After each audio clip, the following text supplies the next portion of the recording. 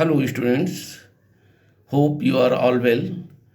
Today I am going to discuss with you a very important topic of your subject, international relation, and topic is non-traditional security threats. Hindi में कहें तो उसको गैर परंपरागत सुरक्षा के खतरे, गैर परंपरागत सुरक्षा के खतरे. So basic question arises here is what is security? Whose security? Who is provider of security? सुरक्षा कौन देने वाला है? सुरक्षा क्या है? किसकी सुरक्षा? किससे सुरक्षा? These are questions. And if we want to discuss the whole gamut of security, then we will have to take a very simple meaning. Security means safety from harms. Safety from harm is the common meaning of security. अंतर्राष्ट्रीय राजनीति में हम सभी लोग जानते हैं राज्य actor हैं.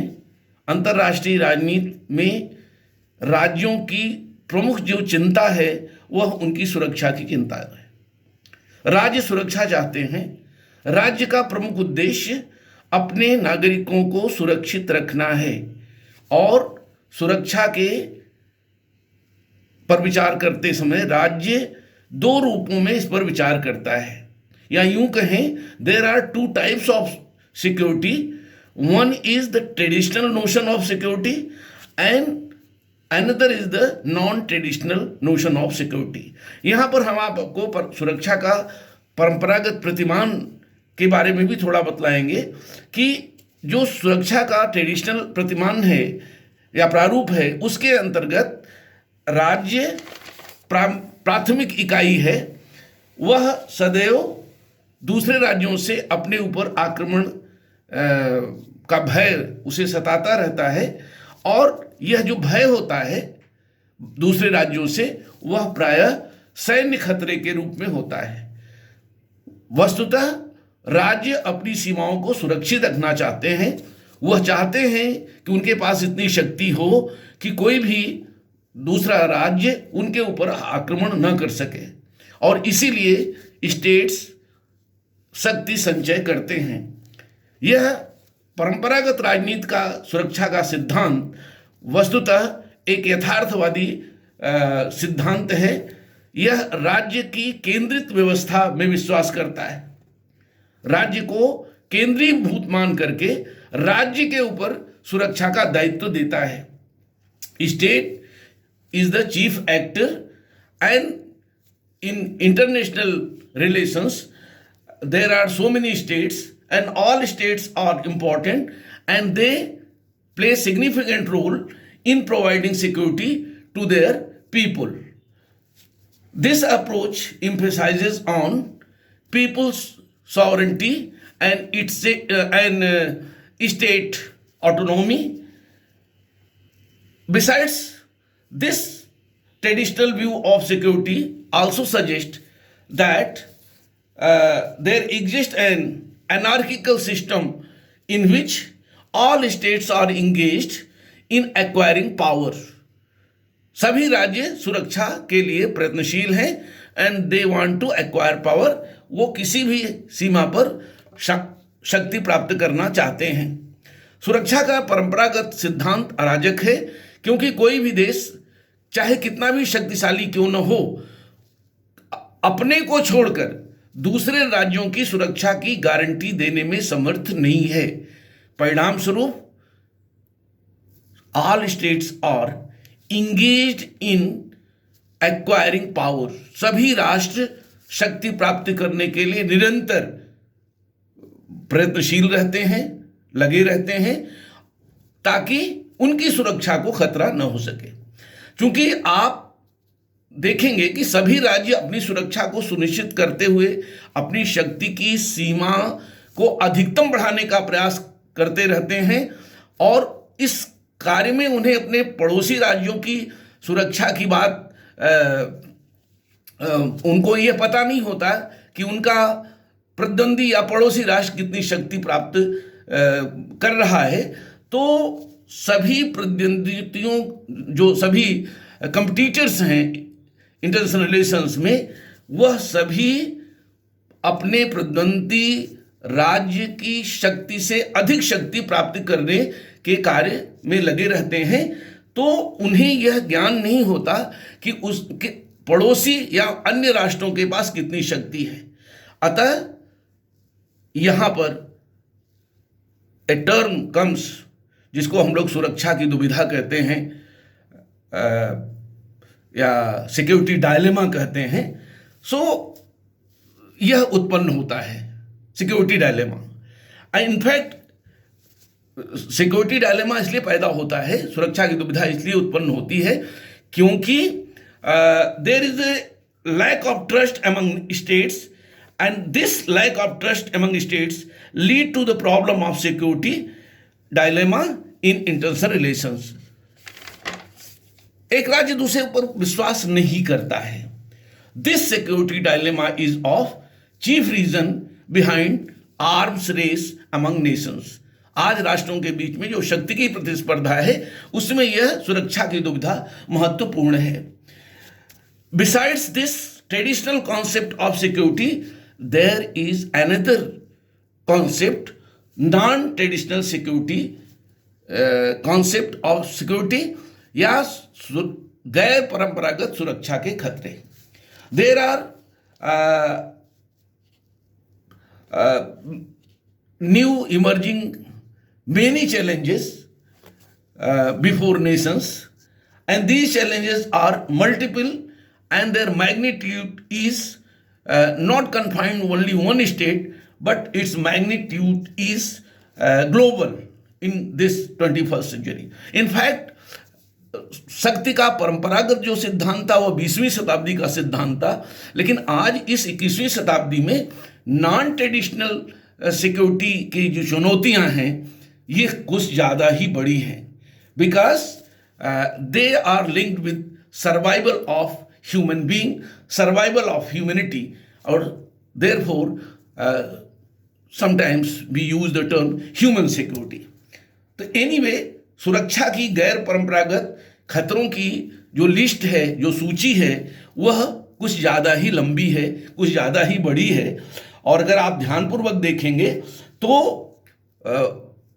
सैन्य खतरे से रहित जो खतरे हैं उसको हम गैर परंपरागत सुरक्षा की चुनौतियां मानते हैं, जिसमें सैन्य खतरा परंपरागत सुरक्षा में आता है और सैन्य के अलावा जो खतरे हैं राष्ट्रों के सामने वह गैर परंपरागत सुरक्षा की चुनौती के अंतर्गत आते हैं। तो वस्तुतः इसके अंतर्गत सामाजिक, राजनीतिक, आर्थिक, सांस्कृतिक बहुत सारे इसके डायमेंशंस हैं। Non traditional security threats are issues and challenges to the survival of human being and states that arise out non military sources. इसका स्रोत जो है वह गैर सैनिक हैं। It includes such as climate change, resource scarcity, infectious diseases like corona nowadays, natural disasters, irregular migration, food shortages, people's smuggling, drug trafficking, and and transnational crimes like cyber crimes. Besides, there is also continuation of manufacturing of WMD, weapons for mass destruction, which has posed a serious challenge to smaller states in international relations. So these non-traditional security threats focuses primarily on non-military threats with the following common characteristics.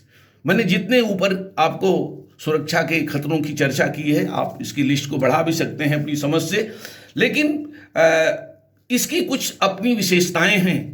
These non traditional security threats focuses primarily on non military threats with the following common characteristics. इसकी कुछ सामान्य विशेषताएं हैं जो हम सभी को जानना चाहिए, और उसी की चर्चा मैं आपके साथ कर रहा हूं कि number 1, these threats and challenges are transnational in nature with regards to the origin, conception and effects.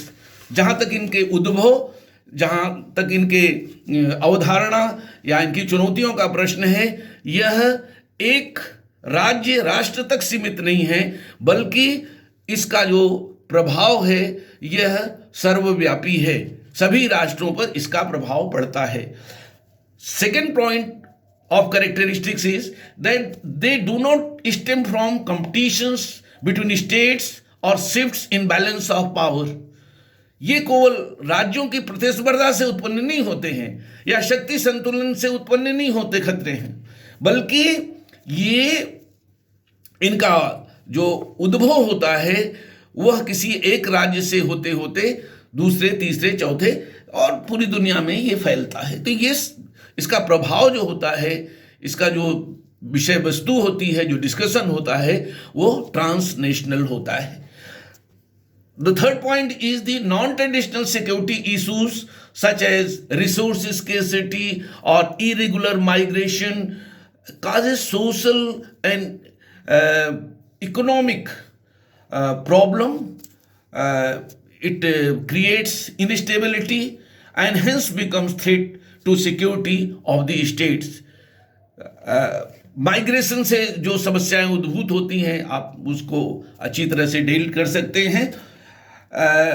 The next point of characteristics is that other threats like climate change, environmental degradation are often caused by human induced disturbances.